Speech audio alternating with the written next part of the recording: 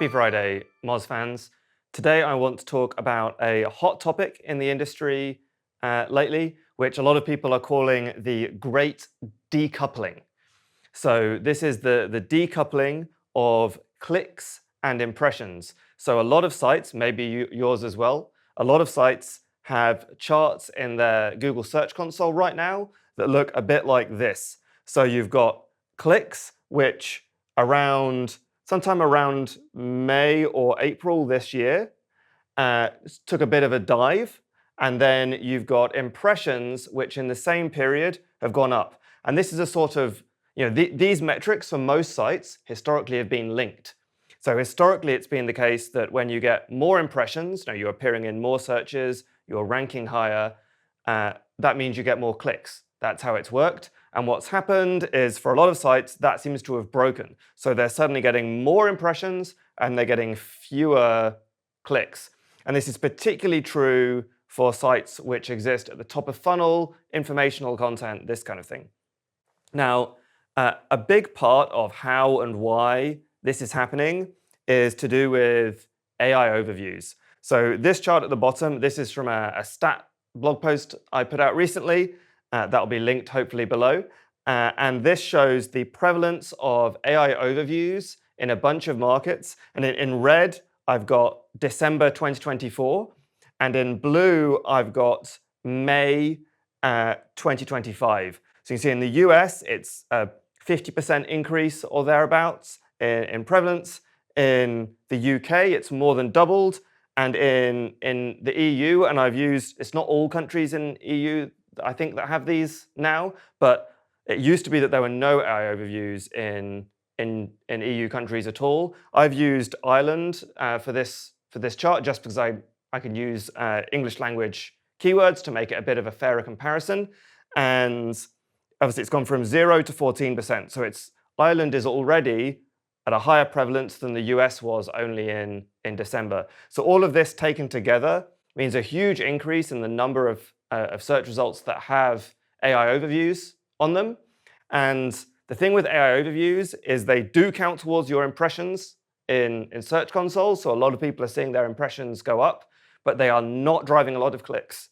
When Google first started working on SGEs, as they called them back then, and more recently with the official AIO launch about a year ago, they said that these were going to drive more clicks for a lot of sites, and that has just not been very many people's experience at all. And that's a big part, in my opinion, of where these charts are coming from for so many sites. So I want to talk a little bit about whether we care and how we should view this increase in impressions.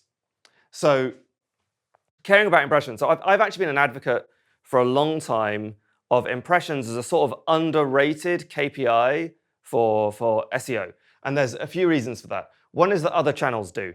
That if you work in a large business, there will be teams within your business that are paying a fortune for things like billboard advertising, TV advertising, print advertising. These drive no or almost no clicks. They're very expensive. They're all about impressions. SEO is almost certainly a more cost-effective way to get impressions. So if parts of your business care about impressions, then maybe you should be taking credit for that as well.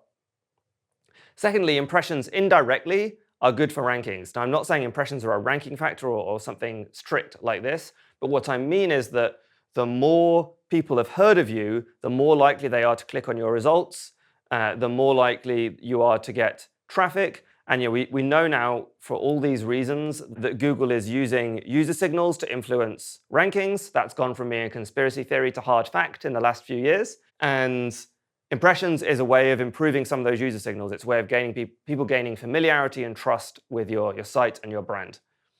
Thirdly, impressions are just good data. There's a lot of things in SEO that we don't have good data for. Impressions, we do have pretty good data for. It's in Search Console, it's free, it's universal, it's comparable with other channels. Okay, it's not perfect. There's a lot of weirdness in how Google Search Console works.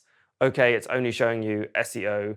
But compared to a lot of the things we deal with, this is actually pretty hard and fast data, and it's free. So that makes this more tempting to work with as a metric. And then this is the controversial one, really. So I think maybe his words were taken out of context, perhaps, but I've seen a lot of posts on social media lately about a statement that Martin Splitt made at an event. I can't remember exactly what the event was now, but we'll put that in the description below. Martin Splitt is a Googler, and he's a guy that I have a lot of time for, so I'm not trying to criticize him here. And like I say, I think maybe it was taken out of context as well.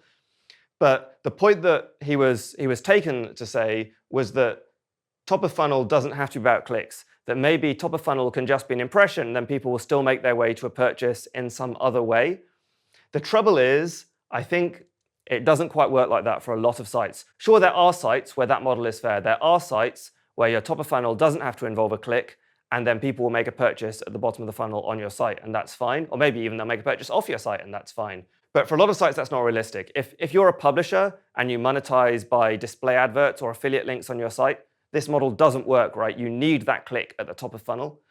And this is also a bit of a paradigm break, by which I mean, we had this whole ecosystem called the web, where there is an incentive for people to publish content that is informational and useful because it gets clicks and they can monetize those. If there's no incentive to publish that content, then why will people keep doing it? This is a critical aspect to how the web works as an ecosystem.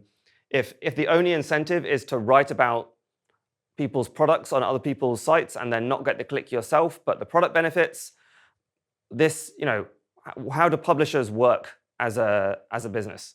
So this is a big problem. So what can we actually do? So I think that you basically have two options in terms of how you think about this. The first is option one, you can embrace it, by which I mean embrace that you are just going to get fewer clicks, lean into the impressions. If presumably, if this is you think that impressions are valuable to you in some other way, perhaps because you have brick and mortar businesses that people are going to go and make purchases at, that they're going to be more likely to do that if they have a good affinity with your brand, something like this. So if you're viewing SEO as this kind of brand channel, you're going to focus on off-site work, being mentioned on other sites, this kind of thing. You're going to focus on generative engine optimization, because a lot of that work to appear in things like ChatGPT and AI mode is also about impressions rather than clicks. And you're probably going to focus on things to improve your brand authority, such as PR in the old school sense, but also digital PR. So you'll be looking at all these things that are very brand-focused SEO activities. If, on the other hand, they think that's not going to work for you, that's not going to pay the bills, you want to fight it, the three tactics I suggest. So firstly is diversify, and that's tough medicine, right? But that basically means stop relying on Google as a channel. Move down the funnel. It's hard to know how this will pan out, but in a lot of verticals, the lower you go in the funnel, the more Google is still sending clicks, partly because that's how their business works, right? But even in cases where that is true now, I do wonder about things like product feeds, Google becoming a marketplace in their own right, and then it's a bit of a race to the bottom. So even here is not totally safe. And then lastly, in your keyword research, so we just added a feature to Moz Pro where you can view in your keyword research which keywords have AI overviews.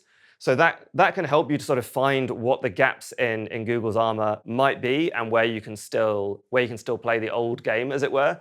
But yeah, good luck with that. It is tough out there. And in any case, I hope this has been useful to you. If you've had a different experience, we'd love to hear about it on our socials. Thank you very much.